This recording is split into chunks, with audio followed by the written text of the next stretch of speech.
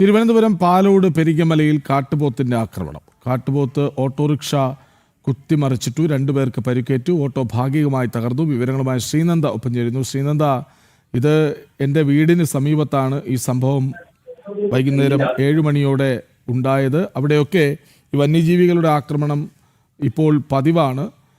വാഹനങ്ങൾ, യാത്രക്കാർ ഈ വഴിക്ക് പോകുമ്പോഴൊക്കെ കുത്തിമറിച്ചിടുന്ന വാർത്തകൾ പതിവായി വരുന്നുണ്ട്. ഇതെന്താണ് സംഭവിച്ചത്? കൃഷ്ണരാജ്, ഇന്ന് വൈകുന്നേരം 7 മണിയോടുകൂടിയാണ് തിരുവനന്തപുരം പാലോട് പെരിങ്ങമല ഇടവത്തിന് സമീപം, ബൗണ്ടർ ജംഗ്ഷന് സമീപത്താണ് ഇത്തരത്തിലൊരു വന്യജീവി ആക്രമണം ഉണ്ടായിരിക്കുന്നത്. 2 വനവാസി യുവാക്കൾക്കാണ് പരിക്കേറ്റത്. ഇവരെ ആശുപത്രിയിൽ പ്രവേശിച്ചിട്ടുണ്ട്. ഇവർ സഞ്ചരിച്ച ഓട്ടോയ്ക്ക് നേരെയായിരുന്നു കാട്ടുപോത്തിന്റെ ആക്രമണം ഉണ്ടായത്.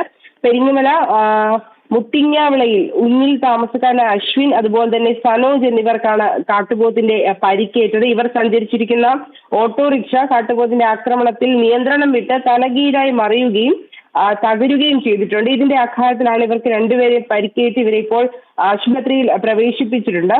ഈ പ്രദേശത്ത് മുൻപും സമാന രീതിയിലുള്ള വന്യജീവി ആക്രമണങ്ങൾ ഉണ്ടായിരുന്നതായാണ് സമീപവാസികളൊക്കെ പറയുന്നത്. ജനങ്ങളുടെ ജീവനും സ്വത്തിനും തന്നെ ഇതൊക്കെ ഒരു ഭീഷണിയാണ്.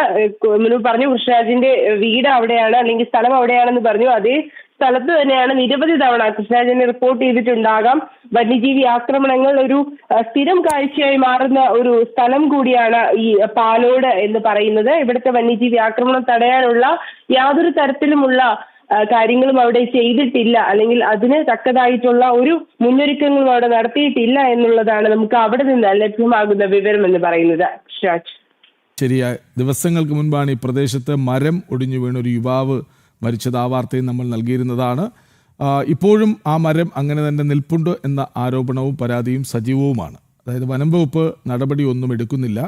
ഓട്ടോയിൽ സഞ്ചരിച്ച 2 പേർക്ക് പരിക്കേറ്റു, കാട്ടുപോത്ത് ആക്രമിച്ചതാണ്. വിവരങ്ങൾ നൽകുകയായിരുന്നു ശ്രീനന്ദ.